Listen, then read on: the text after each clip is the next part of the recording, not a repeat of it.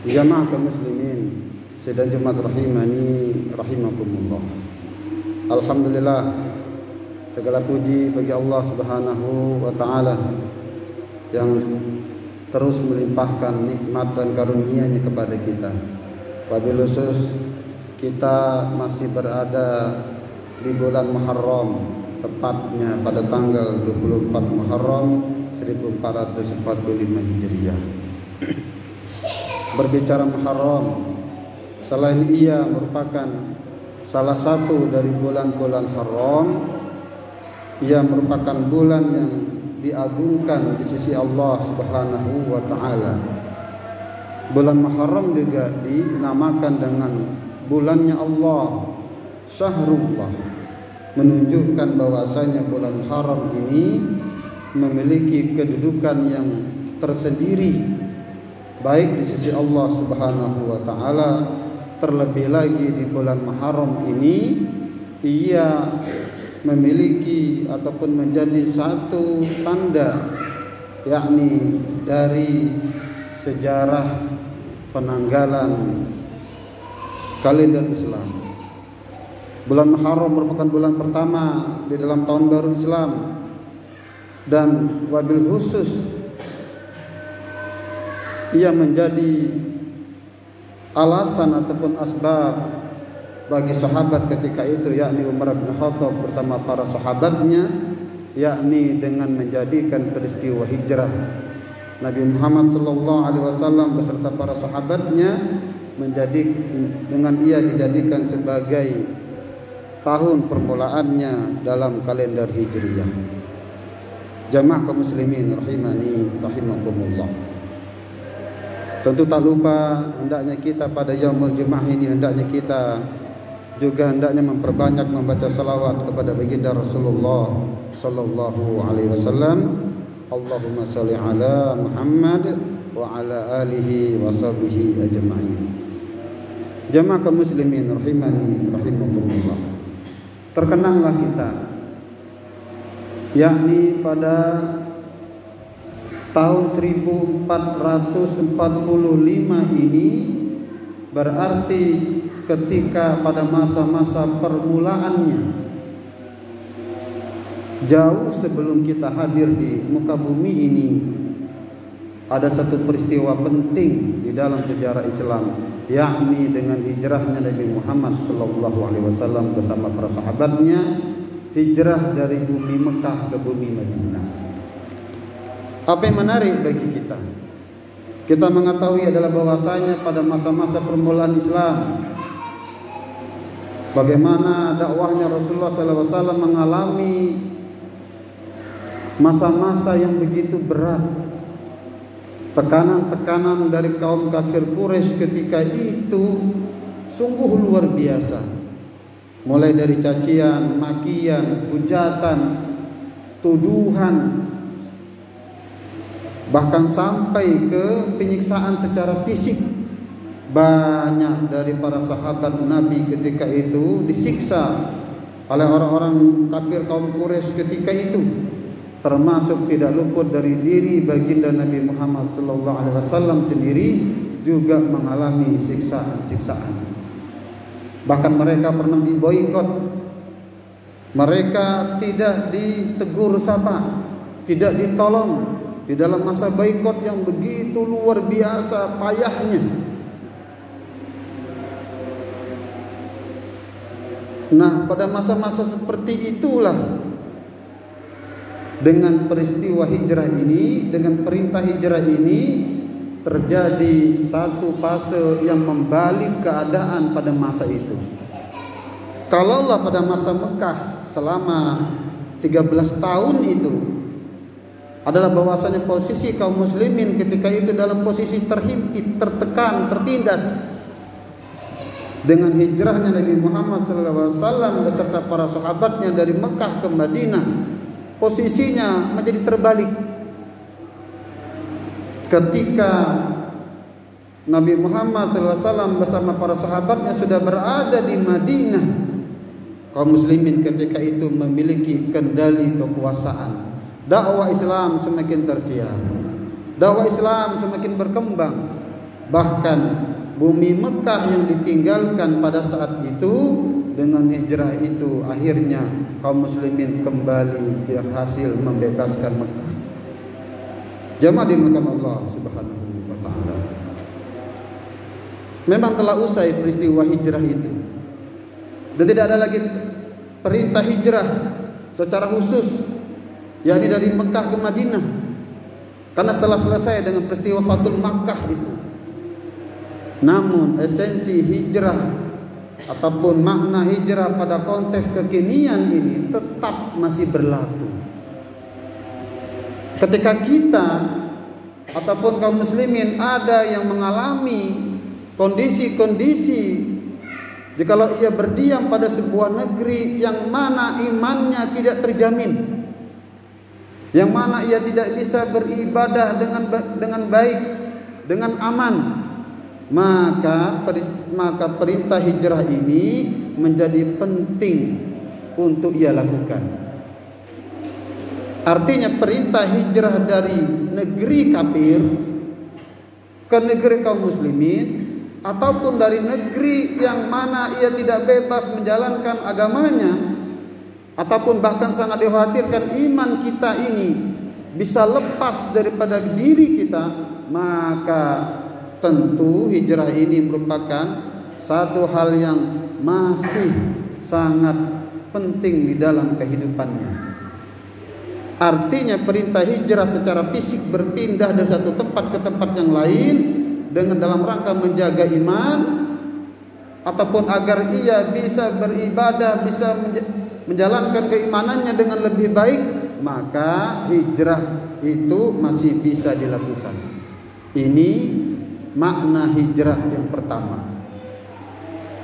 Jamaah dimuliakan Allah Subhanahu wa taala. Adapun hijrah dalam konteks yang lain pada masa kekinian adalah tidak kalah pentingnya bagi kita berpindah dari satu kondisi yang tidak baik menuju kondisi yang lebih baik, baik secara moral ataupun secara bab muamalah kita. Baik kita berpindah dari sifat-sifat yang buruk, berhijrah dari sifat-sifat yang mazmumah menuju ke sifat-sifat yang mahmudah. Dari akhlak yang buruk menuju akhlak yang baik, sifat yang buruk menjadi sifat yang baik. Nah, pada momentum Muharram inilah adalah satu waktu yang terbaik bagi kita untuk kita bermuhasabah, untuk kita mengevaluasi diri kita, untuk kita menghijrahkan diri kita.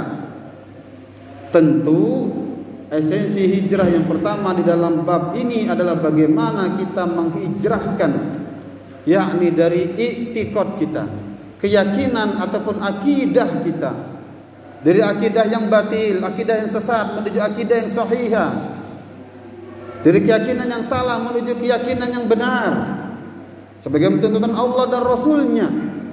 Apatah lagi justru di bulan Muharram ini sendiri banyak sekali amaliyah kaum muslimin yang justru itu bertentangan dengan akidah Islam. Kemudian hijrah di dalam bentuk bagaimana seseorang memperbaiki dirinya dari karakter yang buruk menuju karakter yang baik, dari akhlak yang buruk menuju akhlak yang baik. Inilah kesempatan baik bagi kita untuk kita memperbaiki diri kita dari sifat malas menuju sifat yang rajin. Baik malas beribadah, kita berusaha agar menjadi beribadah yang lebih tekun. Bagaimana kita memperbaiki ibadah kita kepada Allah Ta'ala, bagaimana kita memperbaiki hubungan kita kepada sesama kaum muslimin, bagaimana kita memperbaiki diri kita bermuamalah dengan makhluk-makhluk Allah yang lain. Momentum hijrah ini tidak lekang oleh zaman. Momentum hijrah ini tidak lapuk oleh masa. Bahkan justru dengan hijrah ini ini adalah waktu-waktu yang terbaik bagi kita di bulan Muharram ini untuk kita menghijrahkan diri kita menjadi pribadi-pribadi yang lebih baik, termasuk di dalam konteks lingkungan kita, bagaimana kita juga bisa menghijrahkan masyarakat kita, bahkan bangsa kita ini menjadi bangsa yang lebih baik, bangsa yang lebih beradab. Jamaah yang dimuliakan Allah Subhanahu wa taala. Allah taala Subhanahu wa taala memberikan kabar-kabar yang baik, yakni bagi orang-orang yang berhijrah di jalan Allah. Di dalam surah Al-Baqarah ayat 218 yang kita bacakan tadi, Allah taala berfirman, A'udzubillahi minasyaitonir rajim. Innal ladzina amanu wal ladzina hajaru wa jahadu fi sabilillah ulaika yarjuna rahmatullah wallahu ghafurur rahim. Sesungguhnya orang-orang yang beriman dan orang-orang yang berhijrah dan orang yang berjihad di jalan Allah Subhanahu wa taala, maka mereka itulah orang-orang yang mengharapkan rahmat Allah Subhanahu wa taala, dan Allah Maha Pengampun dan Maha Penyayang. Dalam surah Taubah ayat 20 Allah taala juga berfirman, alladzina amanu wa hajaru wa jahadu fi sabilillah bi amwalihim wa anfusihim a'zamu darajatan 'indallah dzalikal fawzul 'azim. Orang-orang yang beriman, orang-orang yang berhijrah dan berjihad di jalan Allah Subhanahu wa taala dengan hartanya, dengan dirinya, mereka itulah a'zamu darajatan 'indallah, yang akan mendapatkan derajat kedudukan yang tinggi di sisi Allah Subhanahu wa taala, dan itu merupakan karunia yang besar. Menarik dua ayat ini, Allah taala menggandengkan kata iman dengan kata hijrah dan juga kata jihad fi sabilillah, mengajarkan kepada kita bahwasanya bukti iman seseorang itu adalah dengan ia melaksanakan hijrah di jalan Allah. Kemudian digandeng dengan kata jihad, menunjukkan bahwasanya hijrah itu memerlukan pengorbanan.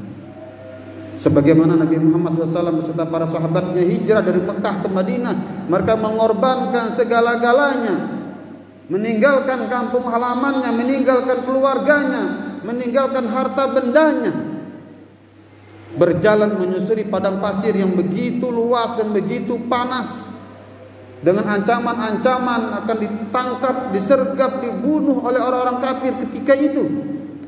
Sungguh satu pengorbanan yang besar. Begitu pula hendaknya dengan kita berhijrah ini, ia membutuhkan keimanan yang kuat dalam diri kita, sekaligus ia membutuhkan pengorbanan dari diri kita yang melakukan hijrah tersebut. Maka semoga Allah taala terusus pada waktu yang terbaik ini, masih pada bulan Muharram ini, pada waktu bulan-bulan haram ini, dengan peristiwa hijrah ini mampu menjadikan kita memiliki spirit hijrah, yakni semangat melakukan perubahan menuju yang lebih baik, apapun perkaranya, baik dalam bab akidah kita, bab muamalah kita, ataupun akhlak kita, ihsan kita, hendaknya kita melakukan terusus pada waktu-waktu pada saat ini. Maka semoga dengan momentum hijrah ini menjadikan kaum muslimin menjadi umat yang terbaik, dengan menyadari bahwasanya hijrah merupakan salah satu perintah Allah taala.